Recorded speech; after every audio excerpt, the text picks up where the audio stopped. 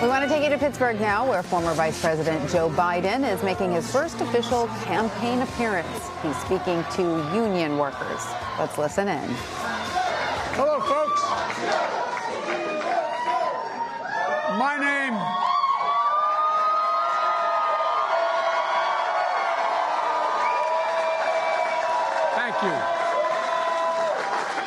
My name is Joe Biden, and I am Joe Biden's husband. That's how I'm known back home. That's how I'm known most places. Thank you, Renise. And before I begin, what I want to do is I want to take a moment, quite frankly, to reflect on something that happened here in the state not long ago. A matter of fact, very recently. The reflects on the anti-Semitic attack that took place this weekend in Poway Synagogue in California. 1 dead, 3 injured. But, folks, we saw hate in Charlottesville. We saw it again in Pittsburgh at the Tree of Life Synagogue, the attack of the deadliest in American history on a Jewish community. And we're reminded again that we are in a battle. We are in a battle for America's soul. I really believe that. And we have to restore it. So, folks, I want to thank Rich Fitzgerald, the county executive, Allegheny County executive, for being here, and Mayor Nesby, city of Duquesne, is here as well. All right, you're here somewhere, Mayor. I got to see it. And International Firefighters General President and my friend for a long, long time. One of the guys in the unions that, as they say, along with the Teamsters, brung me to the dance when I started. Thank you, Harold.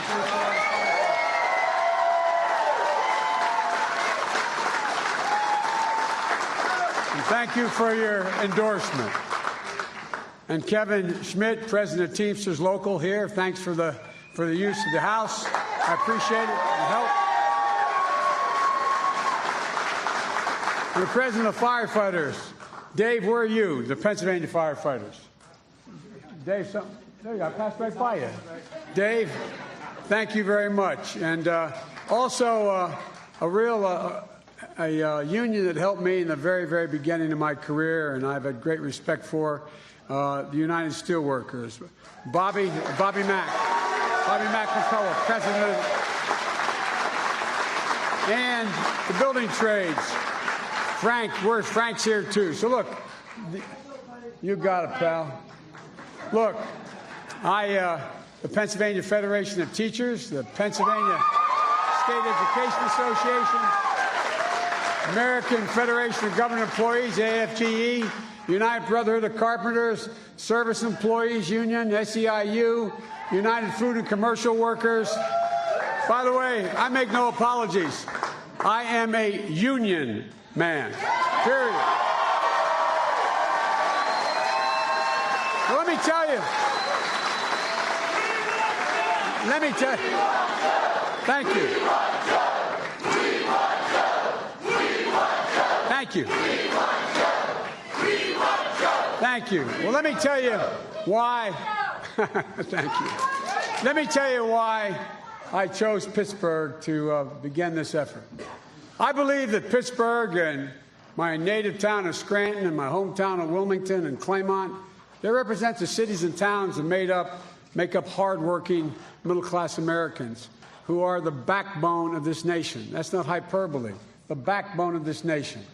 I also came here because, quite frankly, folks, if I'm going to be able to beat Donald Trump in 2020, it's going to happen here. It's going to happen here in Western Pennsylvania. With your help, we're going to be able to do that. Thank you. Well, with your help, I think we're going to be able to do that. We're going to be able to do it in Pennsylvania, Western Pennsylvania, Northeast Pennsylvania, places where a little lately we've had a little bit of a struggle. But the truth of the matter is, I think we're coming back. So please go to joebiden.com and sign up and join our campaign. We need your help. We need your help. And folks, there are 3 basic reasons why I'm running for President of the United States. The first is to restore the soul of the nation. And the second is to rebuild the backbone of this nation. And the third is to unify this nation. We always do better when we act as one America. Today I want to speak about the second of these three, and that's rebuilding the backbone of America. And that is that we have time, all my time in public life, since I've gotten involved, I've been referred to as middle-class Joe. It's not always meant as a compliment. It's usually that I'm not sophisticated. That's why I'm middle-class Joe. But the fact of the matter is, I'm awfully sophisticated about why, how, and who built this country. Let me say this simply and clearly, and I mean this. The country wasn't built by Wall Street bankers, CEOs, and hedge fund managers. It was built by you. It was built by the great American middle class. And the American middle class was built by unions, by you. Look, folks, you know, that's the story of America. When ordinary people from neighborhoods like yours and mine, where we grew up, go out and do extraordinary things. That's how it's happened. When I look out at this crowd, I see the folks in my neighborhood in Claymont and Wilmington and Scranton, and I'm not being solicitous, I mean it. I see people with physical courage and brains. I see people who have busted their backs their whole lives to care for their families. I see people like the millions of people across this nation who get up every single day, go out and work like the devil to raise their families, pay their taxes, volunteer in their communities to make this country work. I see people understand that being middle class is not a number. It's a value set. It's being able to send your kid to a park where you know they're going to come safely. It's being able to own your own home and not just have to rent it. It's being able to send your kid to a good school, and if they do well, they can go beyond high school to trade school or college or beyond. It's about being able to take care of your geriatric mom when your dad passes and hope your children never have to take care of you because you've earned a solid and decent retirement. That's middle class. That's not asking a lot. Look, everybody knows it. The middle class is hurting. It's hurting now. 53% of the folks in America don't think their children are going to have the same standard of living they had. To the best of my knowledge, that's the first time that's happened in a long, long, long time. The stock market is roaring, but you don't feel it. There was a $2 trillion tax cut last year. Did you feel it? Did you get anything from it? Of course not. Of course not. All of it went to folks at the top and corporations that pay no taxes. The number of corporations that pay no taxes now has doubled since that tax. Look, guys, this is not good. What's happened here has happened for a lot of different reasons. But for me, one of them stands out. The basic bargain that used to exist, that Democrats and Republicans used to agree to, has been broken. And that is, if you contribute to the welfare of the enterprise you work for, you got to share in the benefits and the profits. If the enterprise hit hard times, everybody took a hit, up and down the line, from the secretary to the CEO. But that bargain's been broken. Now the only people benefited when a company does well are the CEOs and the shareholders, the people at the top. And the only people that get hurt when a company gets hit by hard times are workers. It's a one-way street these days. Just look around. GM. I worked like the devil to see to that GM stayed alive in the White House. Union workers, the UAW took incredible cuts in their future and their pensions and the less to get GM working, to keep it alive. The taxpayers bailed them out. They paid it back and paid it back that with interest. But what happened? Where the CEOs and the executives were the ones that did quite well. And the second they hit hard times, what'd they do? They closed plants. They announced they're going to lay off or transfer 14,000 workers. They also got that last year over $192 million in tax breaks. They could have given everyone they laid off severance pay if they had to. Could have given everyone. They did nothing. They bought back their stock, raised their benefits, raised their salaries, announced they were going to build their new truck in Mexico. Folks, no, look, I just did a rally for the United Food and Commercial Workers in Boston. 31,000 workers went on strike to protect their wages, health care benefits, and retirement benefits. Was Stop and Shop in trouble? No. Their parent company had made $2 billion the year before. $2 billion. So what did they do? They were going to decide that, notwithstanding that, they're going to buy back their stock and try to cut wages or freeze wages for their people. It's not right. Now here, UPMC, one of the largest employers in the state. No, but I think people have to understand this. You understand it. The SEIU is engaged in one of the most important organizing fights in this country. Folks, what was true 100 years ago in steel mills and coal mines is true today in our big hospital systems. Right today, the same is happening in big hospital systems. And it's going to take a strong union to get justice for healthcare workers. You know, so UMPC, stop the union busting. Stop. Stop trying to keep your workers organized. And I want you to know, UMPC workers, I am with you. I have your back, and if I'm president, I will fight like the devil to make sure you are not blocked. Unions are not blocked unfairly by this.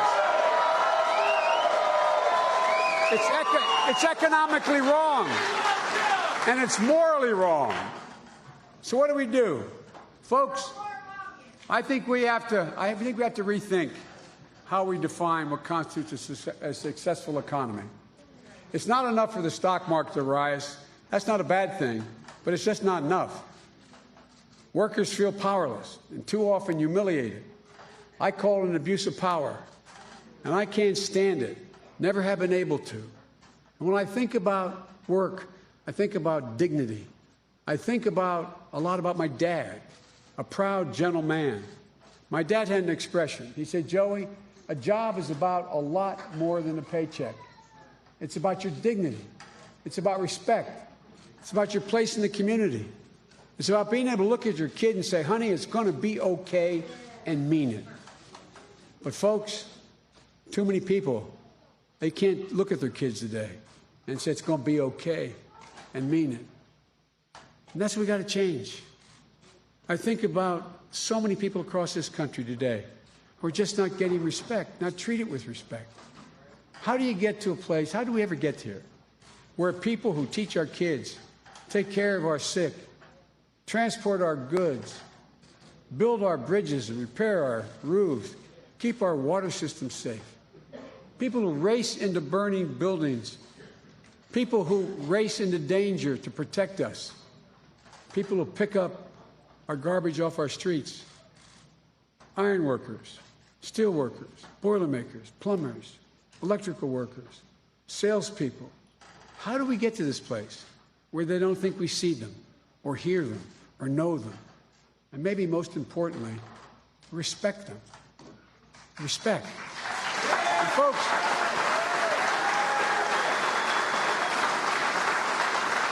so I think the question of the day is, how did we get here? How did it happen? What are we going to do about it? All across America, communities are hurting, with too many people left out or left behind. Our political system is broken. We're tearing America apart instead of lifting it up. And in my view, the major moral obligation of our time is to restore, rebuild, and respect the backbone of America, the middle class. As we rebuild it, we need this rebuilding to be all-inclusive, opening the doors to opportunity for all Americans, no matter their race, their gender, who they love, no matter who or where they're from, no matter whether or not they have a disability. All America has to be included as we rebuild. All America.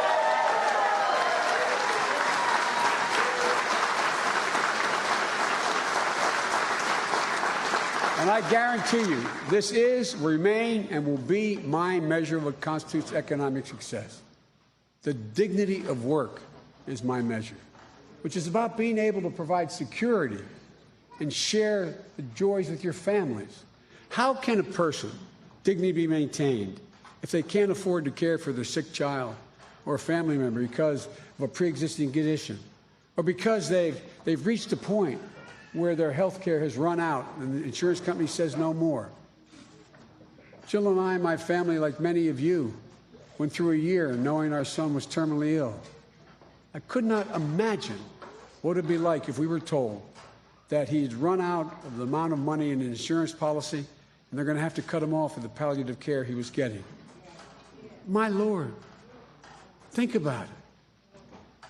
How can a parent maintain the dignity, their dignity, if their talented and qualified child wants to go beyond high school, trade school, community college, or college, and they can't afford it? How do you get them there? Folks, it's not just that child is not going to have an opportunity to grow and be better, but think about it. Think about it. I'll never forget the day my senior year in high school and going down to my dad's office to borrow a car for the prom, driving down an old car to pick up a car for the senior prom. And I asked the secretary where he was. She said, he's out in the alley there, honey, behind the office. And I walked out, my dad, who was a gentle, decent man, was pacing back and forth. It's absolutely, guarantee, a true story. I walked in, he said, Joey, I'm sorry. I'm so sorry. And I thought, my God, what happened? Did something happen to Mom or my brothers or sisters before cell phones? I said, what's the matter, Dad? He said, I went to the bank, honey, today to try to borrow the money to help you get to school, but they won't lend it to me. I'm so ashamed. How many people in America today are in that situation? Hard-working, decent people, because the cost of education has skyrocketed so badly and access is so difficult. Folks, dignity. Immanuel Kant, the philosopher, said dignity, the definition of dignity, is that people should never be treated as a means to an end, but an end in themselves. That's how today's corporate culture works. CEOs in this administration see it a different way. They see workers as just a means to an end, not the end in themselves. Look at the record. They treat their employees in a way that it's only about how can they maximize their profit, not how can they maximize the circumstance for the employees who help them build the operation. They're squeezing the life out of workers. You know, when you look under the hood of the labor market, you see how tough it is for workers to negotiate. I don't have to tell you union folks that. You see how companies have become so adept at squeezing every last penny out of their payroll, how good they become at tilting the scales in their favor. But it's not only making it harder harder and harder to meet our basic needs, they're doing it across the board. Not only stripping away unions' rights to negotiate, but your personal dignity. Just take a look. They're not only going after labor and unions to try to take away and diminish the right to bargain, they're going after individuals, all to suppress their wages. Do you realize that why on earth would a sandwich worker, an hourly worker making sandwiches, have to sign a non-compete clause? Promise, I will not compete with this already, because, and I know we laugh about it, but here's the deal, guys. They can't go across town to another sandwich place and get a 15-cent raise if they could. They can't even advertise themselves. They can't move because, why? All to suppress wages. All to suppress wages. You've seen these agreements at least once during the career, 40% of them. It's wrong. It's immoral. And it should be made illegal in the states where they try to do it.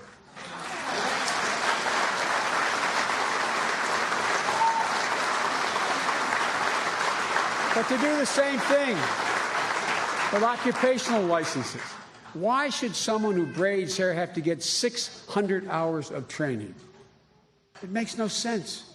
It's designed to keep the competition down. Look, folks, you can't just transfer your licenses across one state to another. They're making it harder and harder in a whole range of professions, all to keep competition down. Why should we get rid of these unnecessary hoops out there? Because we have to restore America's ability and individuals Americans to be able to fight for their own dignity. You know, we should stop companies from classifying low-wage workers as managers. You see it all the time. We tried it in our administration. Why they do that? So they don't have to pay overtime. It cost more than 4 million workers last year $1.2 billion in lost overtime pay. Reclassification. And by the way, speaking of overtime, it's well past time that the minimum wage nationally be a minimum of $15. It's well past time. It's time to start rewarding work over wealth. Just the first step is reverse President Trump's tax cut for the very wealthy and corporations. We need to eliminate these special tax breaks from the tax code that reward special interests. Let's get rid of capital gains loopholes for multimillionaires. Warren Buffett said it best. He should not pay a lower tax rate than the secretary pays lower. That's because of capital gains. It's wrong. I'm going to change that so millionaires and billionaires don't pay lower taxes than firefighters, teachers, and I go on and on. We need to reward work in this country, not just wealth. And look, there's much more we need.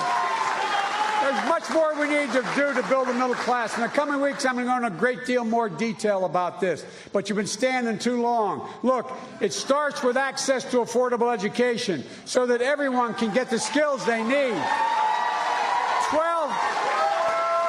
12 years of education in the 21st century is not enough.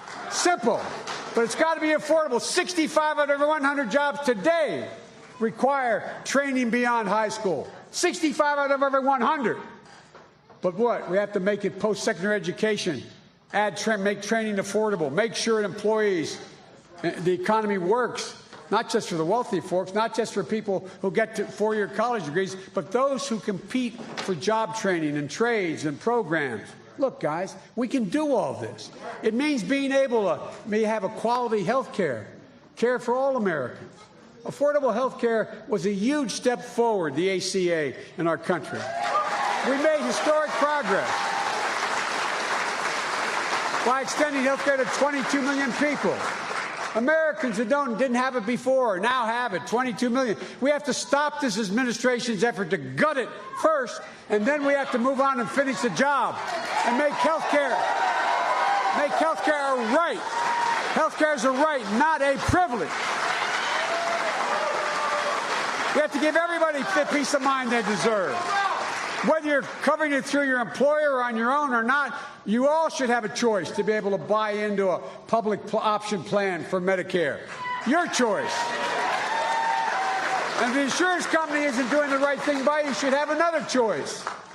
It means rebuilding America's clean, renewable energy, cleaner, safer, faster transportation, which will not only make us safer and make our commitment to our children, but will provide millions of good-paying middle-class jobs. It means investing much more in medical research to conquer devastating diseases like cancer and addiction and Alzheimer's. We have the ability to do that. Invest in it. Look, folks, we can do all this without punishing anybody.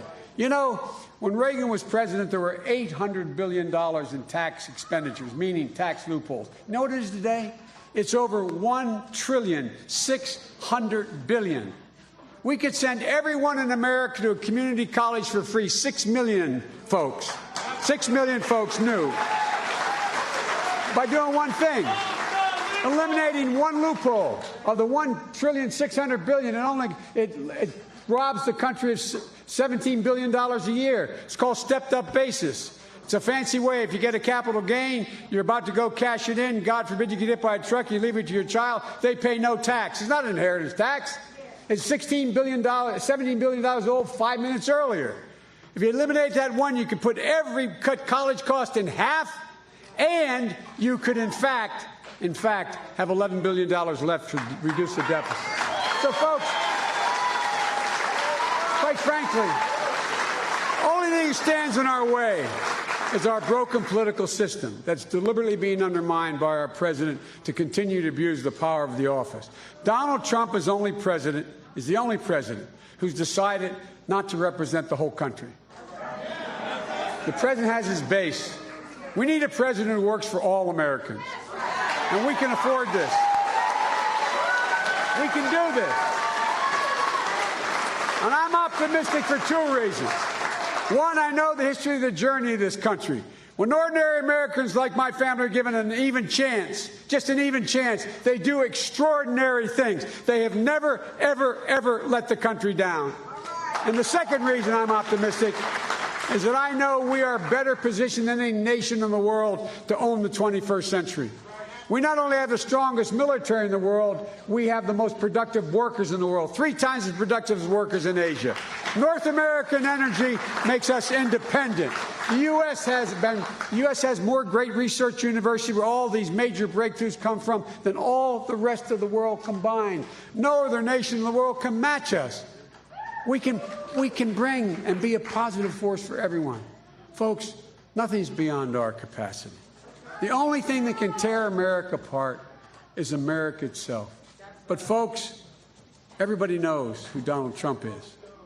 And I believe and hope they know who we are. We have to let them know who we are. We Democrats and we independents who have the same view have to choose hope over fear, unity over division, and maybe most importantly, truth over lies. Truth over lies. Folks,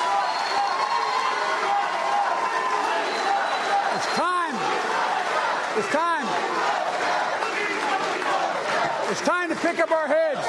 Remember who we are. This is the United States of America. There is not a single thing beyond our capacity. Not a single thing. So God bless you all, and may God protect our troops. Thank you, thank you, thank you. Thank you.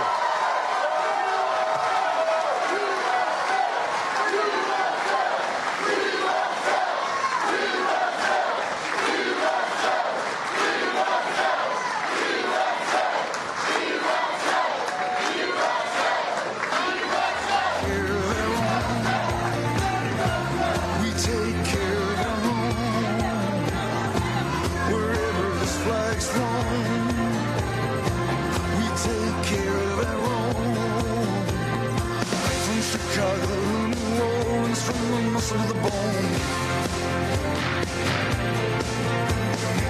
From the shotgun shack to the Superdome.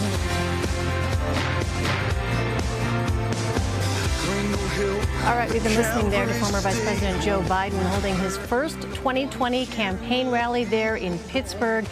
Speaking to a crowd of union members there, you heard him go directly after President Trump, at one point saying Donald Trump is the only president who's decided not to represent the whole country.